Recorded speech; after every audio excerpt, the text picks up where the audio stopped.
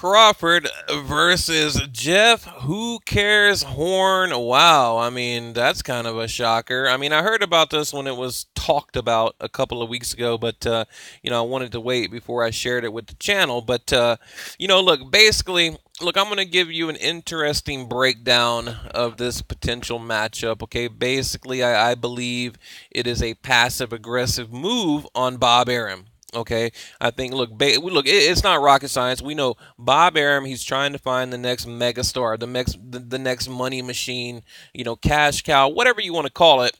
And he thinks in his mind or believes it's probably either a Lomachenko or a Terrence Crawford. Okay, so I think what's happening here is you have Crawford versus Horn, which just stick with me, guys. Look, I got this. Will be a good video. It'll give you a lot to think about. Okay. He wants to prove, like the triangle theory, he wants to show that Crawford can beat Horn, better than Pacquiao beat him, because we all know Manny Pacquiao actually won that fight. But, like I said, the new standard in boxing today is if you don't do what is expected as a champion, you lose, okay? So if you don't get in there and do what they think you should do, although you outland them, you beat them in every way, whatever, in the judges' eyes, you're not going to get the victory. You're not going to get the nod. You're not going to get the win because you didn't do what they thought you should have done, okay? Regardless of if you actually won or not. But anyway, Crawford, I believe, will beat Horn, in a way that is more sensational or whatever than Manny Pacquiao. Okay, however you want to go. I mean, probably by knockout, I would think. But it's just my opinion. But then again, will the power carry up to welterweight? I don't know. Now, I do congratulate Crawford for finally moving up to welterweight. I mean, you guys look. You guys know, if you follow me in any kind of way, I've been like screaming and shouting for Crawford to move up to welterweight now for like 2 years. Okay, so I do applaud him for that. But Crawford, 32-0. Now, look, let me quickly go over the resume, and we'll get into the good stuff. We'll get into the meat and potatoes, okay? But let's quickly go over it, okay? 32-0. Jeff Who Cares Horn, he's like 1 and whatever. Jeff Horn is 1 and whatever, the one being Manny Pacquiao, because the rest of the resume is irrelevant, right? Do you care? Because I sure as hell don't, okay? Seriously, I mean, do you want me to bore you and read his fucking resume? No. All right, Crawford, 30. Now, Julius Indongo, is there anyone out there that actually believed Julius Indongo was going to beat Terrence Crawford? No. Julius Indongo, Diaz is more of like a vengeance match. Diaz running his mouth, and they, put together the fight. John Molina Jr., Victor Postol, Lundy, Jean, DeLorme, Beltran, Gamboa.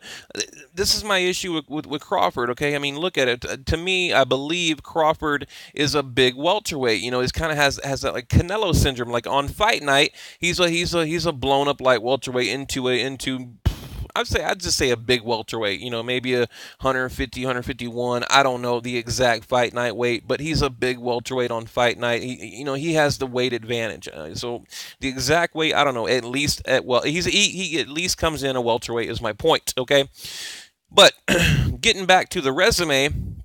I have a hard time giving him credit, right? Ricky Burns, okay, he was smaller. Gamboa, way smaller. Gamboa put up a hell of a fight. DeLorme, and I told you guys, DeLorme and Beltran, I've talked to these guys multiple times. They're actually friends of the channel, friends of Counterpunch Boxing, and they will tell you that, yeah, it was basically a payday. We knew we were going to lose. It was a payday. Went in there, gave it our all, and we took the L, but we got paid, right? And they'll tell you that today. So, really, I can't give them any credit for that. Gene, what the hell ever, same thing. Can't give much credit for that. Lundy, bobbing and weaving, bouncing Lundy, can't give him a whole lot of credit for that. Victor Postol, give him a ton of credit for that. I mean, whatever happened, I don't know if Victor Postol didn't show up that night, I don't know, or was it just Terrence Crawford, neutralized him, whatever, possibly, okay. John Molina Jr. Now, you guys remember Danny Garcia in the media and his father, Angel Garcia, talking all kinds of trash about, the Crawford John Molina Jr. fight. But by the way, go back 8 months ago. I gave an epic breakdown on Danny Garcia and his career, and he is like the ultimate king cherry picker, and I can't wait to shred his ass pretty soon because I have a huge problem. You think I have a problem with Canelo? No. My real problem is with Danny Garcia, so I can't wait to talk about Danny Garcia. Now, here's the issue. Okay, let's get into the matchup. Okay, basically, I'm not going to bore you with details, but Crawford and Bob Arum, they have lunch in L.A. to talk about the upcoming fight with Crawford and Horn. Okay, it's well, it's set for February, but it could change. You know, February ESPN, they don't really know the venue right now. Probably Omaha, Nebraska, you know, wherever fucking Terrence Crawford fights, Nebraska, Omaha. But now, yeah, talking about the potential matchup. Now, Jeff Horn, he's got to get past Gary Corcoran. Gary who? I don't know. Jeff who? Gary who? None of us care. No one cares, right? I mean, we all want to see Crawford and Horn, I guess. You know, I mean, that's the thing. But anyway, Jeff Horn, he's got to make it past this dude, Gary Corcoran, which he's obligated to fight for whatever reason. Don't know, don't care. To get, now let's just fast forward, get to February to the Crawford-Jeff Horn fight. Okay, boom, here we are. Now, Crawford moving up from light welterweight to welterweight. Like, again, applause, hats off, ladies and gentlemen. Bow, cheers. Okay, great. I'm glad he's doing it. But, why? Where's this favoritism coming in? Okay, where's this political, you know, politicalness, this slimy political shit coming in? Why is Terrence Crawford, you know, awarded the privilege of becoming the mandatory contender for the WBO when he's moving up? I mean, the guy's moving up in weight from 140 to 147, and all of a sudden, you know, he's the mandatory contender for the WBO. How does that happen, right? It's like, damn, I mean, that just seems like a gift to me, because look, there's other guys in line, you know, that would be more than happy to fight for that. So why is Terrence Crawford immediately put in the #1 position for the WBO at welterweight? He's never fought one single round professionally at welterweight, but he's the #1 contender. I don't get that. Again, it's a Bob Arum move, and I think they're really trying to bump Pacquiao out. This is what I believe, and Or, you know, maybe it's not about Pacquiao and they're trying to build Terrence Crawford up as a mega star. Now, the WBO, so help me out on this, guys. So remember, the WBO, Mayweather won it from Pacquiao, or he already had it, I believe. I know he vacated after he beat Manny Pacquiao, okay? And then it went down this long chain, okay?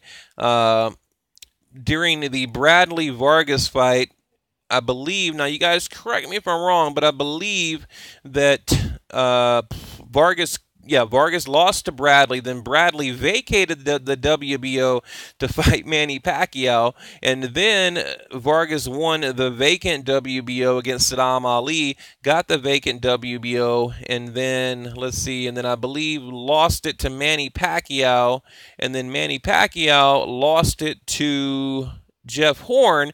Now Jeff Horn has the WBO, and Terrence Crawford will probably win the WBO in February, and then we might see a potential Manny Pacquiao-Crawford fight in the near future for the WBO. So it's been like this big circle, okay, and I'm pretty sure I missed a step there. I left a little bit of something out, but that WBO, it's gone in a big circle from Mayweather, Pacquiao, all the way back around to Manny Pacquiao, and then it'll reach Pacquiao again. Now, I believe Manny Pacquiao, if I remember, he's already won in other divisions of WBO 2 or 3 times. Could be wrong, but I do know Terrence Crawford.